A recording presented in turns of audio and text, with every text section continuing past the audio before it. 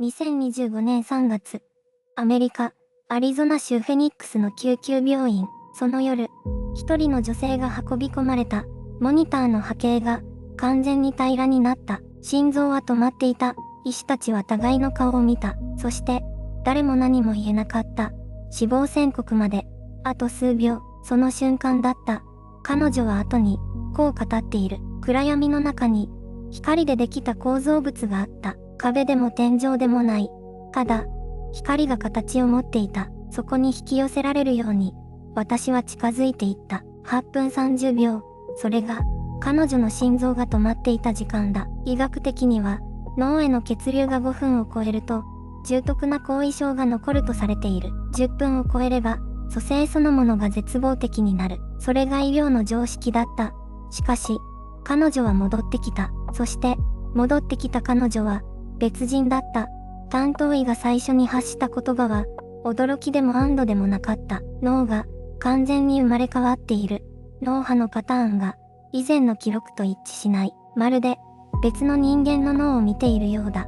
と医師は言った。この話は、作り話ではない。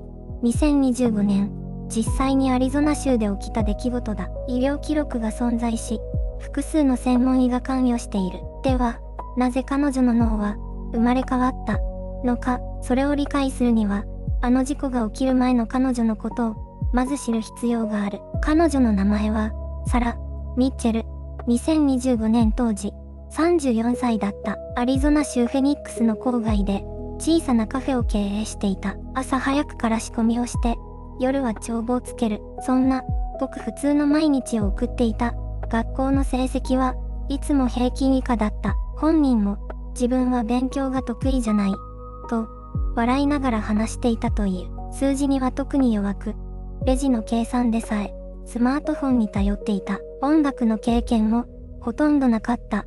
楽器を触ったこともなければ、楽譜を読んだことも一度もなかった。ただ、好きな曲を BGM として流す程度だった。2025年3月のある朝、彼女はいつも通り、カフェに向かっていた。空は青く、風は穏やかだった。特別なことは何もない日のはずだった。しかし、その朝を境に、彼女の人生は完全に変わってしまう。交差点に差し掛かった瞬間だった。信号を無視した大型トラックが、猛スピードで突っ込んできた。避ける時間は、なかった。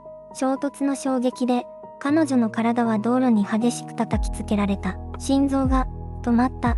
救急隊員が現場に到着した時、彼女にはすでに脈がなかった。8分30秒。その間、彼女の心臓は、一度も動かなかった。医師たちは全力で蘇生処置を続けた。諦めかけた。まさにその瞬間、かすかな心拍が、モニターに映し出された。だが、医師たちが本当に驚いたのは、その後だった。意識を取り戻した彼女の言葉を聞いたとき、全員が思わず言葉を失った。彼女は静かに言った。あの場所で、光でできた構造物を見た。と、意識が途切れた。彼女は後にこう語っている。痛みは、なかった。恐怖も、なかった。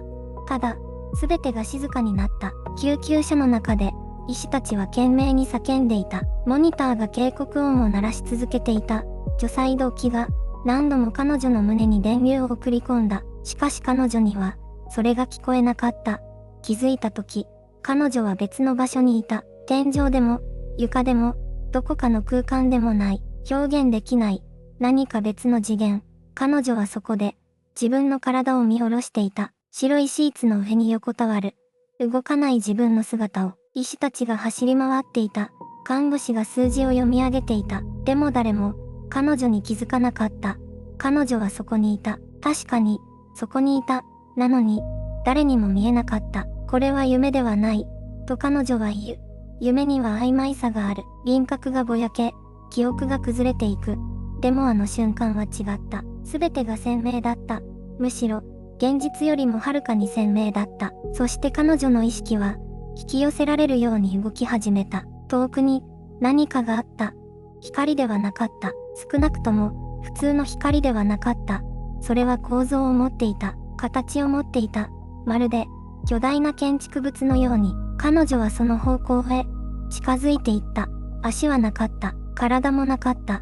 ただ意識だけが、そこへと向かっていた。その光の構造物は、彼女を待っていたかのようだった。次に何が起きたのか、それは、暗いトンネルを抜けた先で、明らかになる。暗かった。それは、完全な暗闇だった。音もなかった。痛みも、恐怖も、何もなかった。ただ、静寂だけがあった。しかしその静寂は、恐ろしいものではなかった。むしろ、柔らかかった。まるで、何かに包まれているような感覚だった。次の瞬間、彼女は気づいた。自分が、動いている。どこへ向かっているのか、わからなかった。けれど、確かに、引き寄せられていた。そしてそれが現れた。トンネルだった。壁も、天井も、床もない。ただ、奥へと続く、深い深い通路だった。その先に、光があった。普通の光ではなかった。白でも、黄色でも、なかった。それは、すべての色を含んでいるような、そして同時にどの色でもないような、不思議な輝きだった。彼女は近づいた。引き寄せられるように、近づいていった。すると、光の中から、何かが現れた。いや、誰かが、現れた。彼女はその姿を見た瞬間、声にならない叫びを上げた。それは、3年前に他界した、彼女の母親だった。母は微笑んでいた。整然と、全く変わらない笑顔だった。言葉は、なかった。それでも、すべてが伝わってきた。愛していること、心配しないでいいこと、そして、まだ戻らなければならないこと、母の姿が、ゆっくりと光の中へ溶けていった。その瞬間、光の構造物が、より鮮明に見えた。無数の線が交差していた。それは、まるで回路のようだった。巨大な、生きた回路だった。その構造が、彼女の意識に触れた。何かが、書き換えられていくような感覚があった。やがて彼女は気づく。あの光が刻み込んだものが、単なる記憶ではなかったことに、それは、彼女の脳そのものを、変えていたのだ。その境界線で、何が起きたのか、次に、明らかになる。その境界は、場所ではなかった。状態だった。彼女は今、どこにも属していなかった。生の側にも、死の側にも、ただ、その狭間に、静かに浮いていた。光の構造物は、まだそこにあった。無数の線が、脈打つように輝いていた。それは呼吸していた。まるで、生きているかのように、彼女はその中心に立っていた。いや、立っていたのではない。溶け込んでいた。構造の一部になっていた。その時、何かが語りかけてきた。言葉ではなかった。音でもなかった。ただ、意味だけが、直接、意識に流れ込んできた。戻るか、それだけだった。選択肢は、一つだった。しかし彼女は、すぐには答えられなかった。なぜなら、ここには何もなかったからだ。痛みが、なかった。重力が、なかった。恐怖が、なかった。あるのは、ただ、静けさだった。完全な、静けさだった。彼女は気づいていた。ここに止まることもできる。と、しかし同時に、感じていた。何かが、まだ終わっていない。と、引き戻す力ではなかった。義務でもなかった。それは、もっと静かな何かだった。未完成の、何かだった。光の構造物が、再び動いた。線が、収束し始めた。一点に向かって、集まっていった。その一点が、彼女の中心と重なった。その瞬間、彼女は決めた。声に出さずに、ただ、意識の中で、戻る。と、その決断と同時に、光が炸裂した。構造物が崩れたのではなかった。彼女の中に、流れ込んできたのだ。すべての線が、すべての回路が、彼女自身の一部になった。そして、暗転した。次の瞬間、彼女が見たのは、自分の人生の、すべてだった。彼女が見たのは、映像ではなかった。感覚だった。匂いだった。温度だった。3歳の時、母の手を初めて離した瞬間、その手のひらの感触が、丸ごと戻ってきた。7歳の時、学校の廊下で転んで泣いた朝、誰も気づかなかった。あの静けさ、それさえも、今は美しく感じた。14歳の時、初めて音楽を聴いて涙が出た夜。なぜ泣いているのか、わからなかった夜。その涙の意味が、今ならわかった。すべての場面が、順番など関係なく押し寄せてきた。時間は、線ではなかった。球体だった。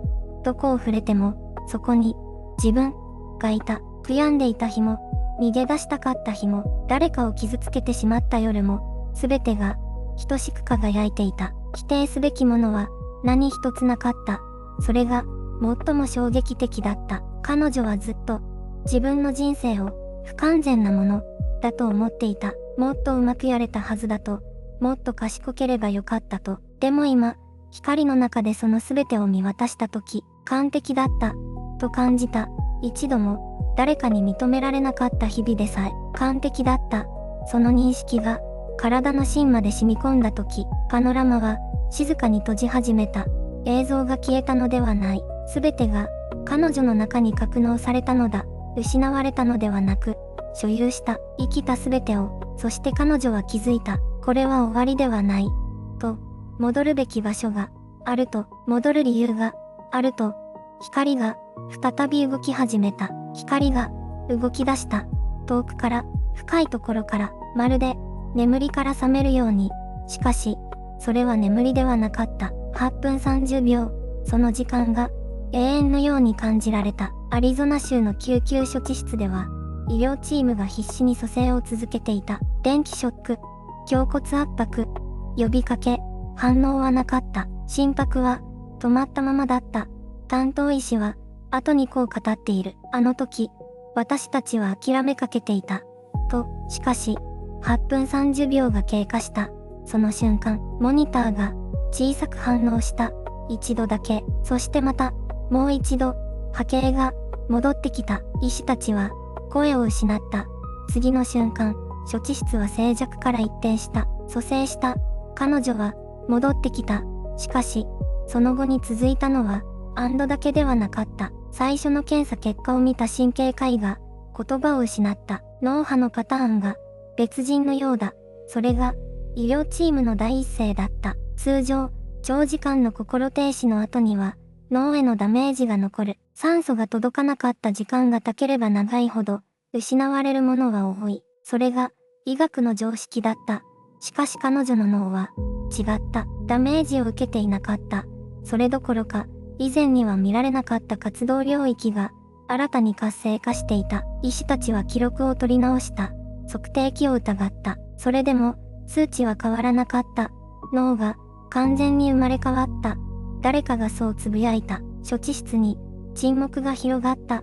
医療の論理が追いつかない何かが、そこには確かに起きていた。そして、これは始まりに過ぎなかった。彼女が目を開けた時、本当の変化が姿を現し始める。彼女が目を開けた時、世界は以前とは違って見えた。天井の白さがやけに鮮明だった。光の角度がまるで計算されているように感じられた。それが最初の変化だった。退院後、彼女の日常は静かに、しかし確実に変わっていった。まず、音が違って聞こえた。テレビの音楽が流れると、彼女は思わず立ち止まった。音符の構造が頭の中に自然と浮かび上がってきた。楽譜を読んだことは一度もなかった。それでも、指は正しい音を求めて動いた。近所の子供が持っていたピアノに触れた日、彼女は1時間で1曲を弾き切った。家族は言葉を失った。次に変わったのは数字だった。スーパーで買い物をしていると、合計金額がレジを打つより早く頭に浮かんだ。夫は冗談だと思った。試しに暗算の問題を出した。彼女は即座に答えた。何度やっても正解だった。夫の顔から笑いが消えた。言語にも変化が現れた。ある夜、テレビでフランス語のニュースが流れた。彼女はそれを聞きながら意味を理解していた。フランス語を学んだことは一度もなかった。なのに言葉がすっと入ってきた。子供たちは母親を見る目が変わった。怖いわけではない。ただ、何か違う存在を見るような目になった。友人たちも少しずつ距離を置くようになった。彼女自身もそれを感じていた。以前の自分がどこかへ行ってしまったような感覚。懐かしいのに戻れない場所。それでも彼女は言った。怖くはない。むしろ、やっと本当の自分になれた気がする。と、この変化は偶然なのか、それとも、光の構造物が脳に刻み込んだ何かなのか。科学はまだ答えを持っていない。しかし、霊性の世界では古くから語られてきた言葉がある。死の淵で見たものが人間の限界を書き換えることがあると。科学と霊性、この二つは長い間対立してきた。しかし、リサの体験はその境界線を静かに溶かし始めている。医師たちは最初から戸惑っていた。IQ が67から142へと跳ね上がった事実。音楽、数学、言語能力の突然の覚醒、そして説明のつかない脳波の変化。これらはすべて測定可能な科学的な事実だ。しかし、なぜそれが起きたのか、その理由を科学はまだ説明できていない。神経科学の世界では、心停止後の脳再構成という仮説がある。酸素が遮断された脳が極限状態の中で新たな神経回路を自ら構築するという考え方だ。2025年、アメリカの複数の研究機関がこの現象に注目し始めた。リサのケースはその最も劇的な事例として記録されている。しかし同時に、霊性の世界では別の言葉で語られてきた死の淵で見たものが魂を作り変えると古代から臨死体験者たちは似たような証言を残してきた。光の構造物、時間のない空間、そして戻った後に残る深い静けさと新たな能力。これは偶然の一致なのだろうか、それとも科学と霊性は同じ現象を異なる言葉で描いているだけなのか。リサ自身はこう語っている。どちらが正しいかはわからない。でも、あの光の中で見たものが私を変えた。それだけは確かだ。と、脳が体験を作るのか、それとも体験が脳を作るのか、その問いへの答えはまだ誰も持っていない。しかし、確かなことが一つある。リサは今何かを伝えようとしている。あの光の構造物が彼女に刻み込んだ何かを。次のパートではそのメッセージに迫っていく。リサは今世界中の人々にこう伝えている。死は終わりではないと。あの8分30秒の闇の中で彼女が見たのは消滅ではなかった。光だった。構造だった。そして意味だった。脳が再配線されたのか、それとも魂が帰還したのか。その答えは科学にも宗教にもまだない。しかしリサは言う。あの光の中で私は何かに選ばれた気がした。